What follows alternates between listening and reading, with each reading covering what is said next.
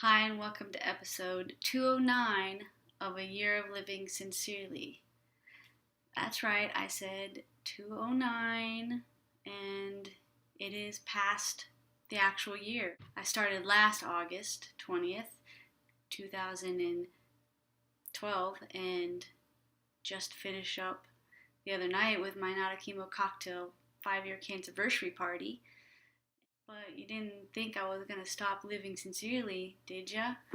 So figured I might as well keep on trying to live sincerely. Had the greatest party last a week ago today for my to celebrate 5 years of L'chaim, and have too many thanks to give out for that.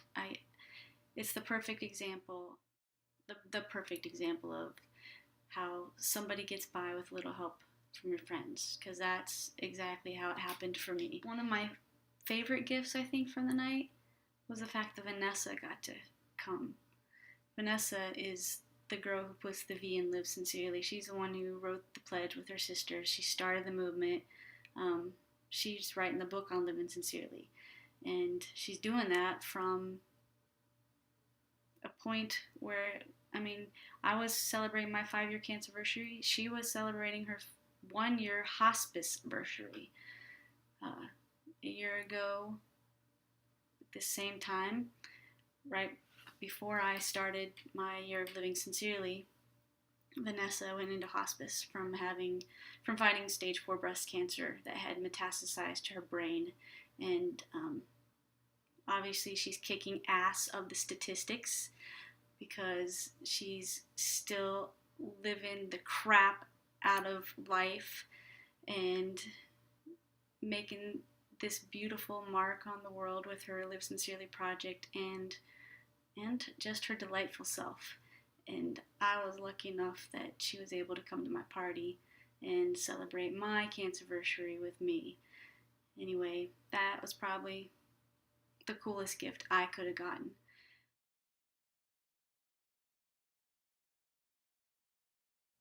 But something that kept coming up from the day before my party, my son Mikey and I went out for a date like we always do. Only he interviewed me, and so he was just asking me like, so what's next? What's gonna happen next? And my husband, we went out to dinner the night before, and he's just like, how are you gonna top this year? What's next?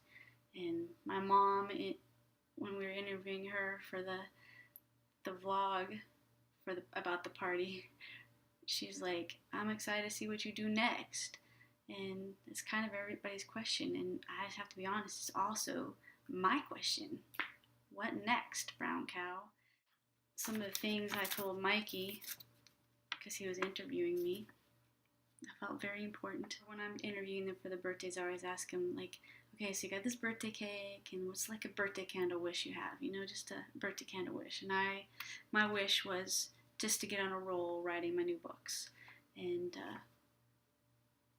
but I didn't really blow any candles out, so I don't think it spoils anything to tell you that would be my birthday candle wish, because it wasn't even my birthday. So I think that's alright that I said it.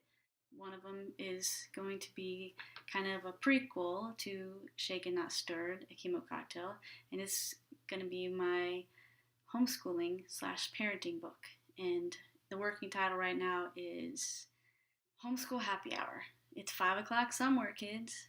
And then the other book is kind of going to be processing through what I'm doing right now, this whole what next type of thing. It's a life after cancer. And it's called, working title, Bottoms Up, How I Got Over Cancer.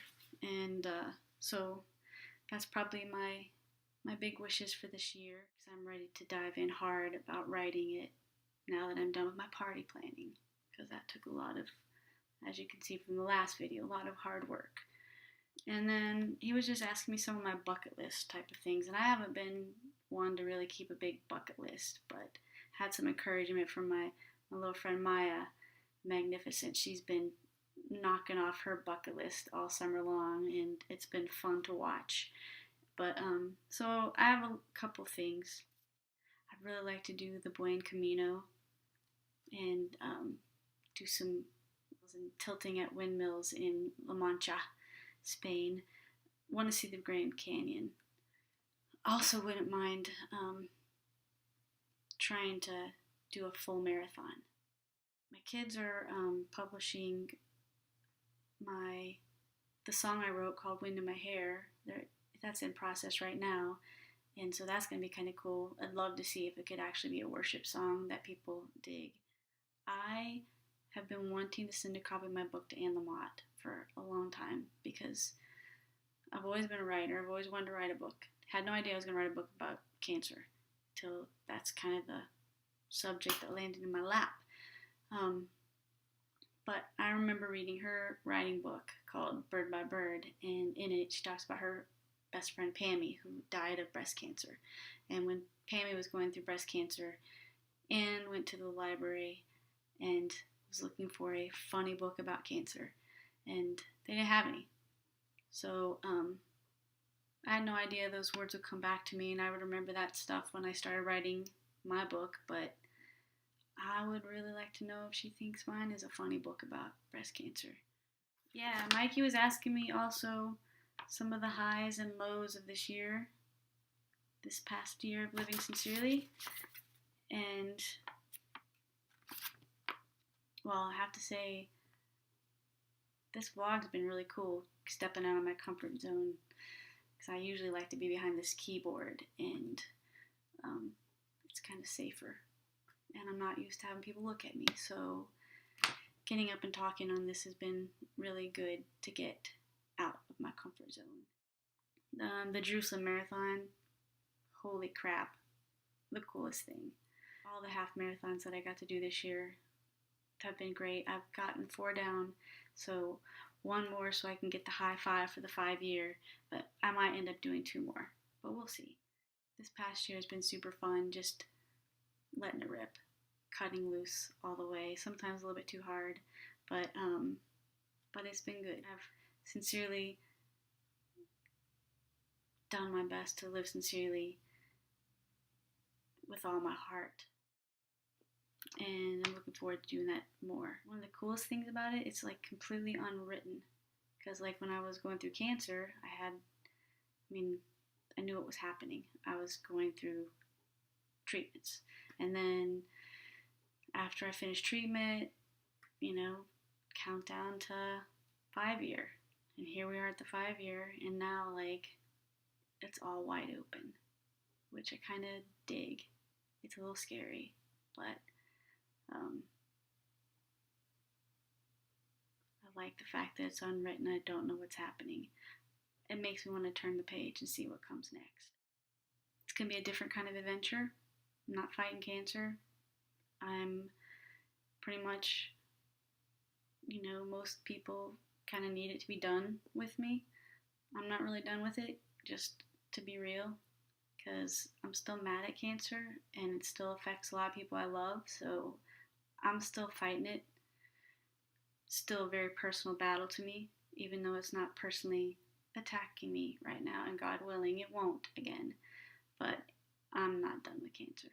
So without further ado, I have a really fun way to take down Cancer Day. I think we can all agree that one of the most fun things in the world is bubble wrap. We have cancer starring as the bad guy in the Taking Down Cancer segment of the show today.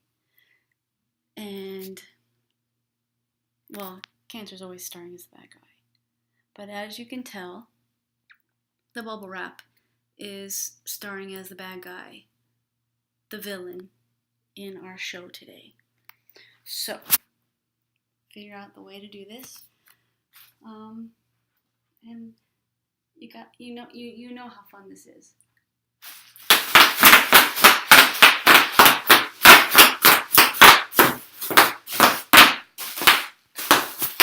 Alright, as you can tell, it's a big piece of plastic, so I got much more popping to do, but I'm going to let you go. I'm going to keep popping, and peace out, and go live sincerely.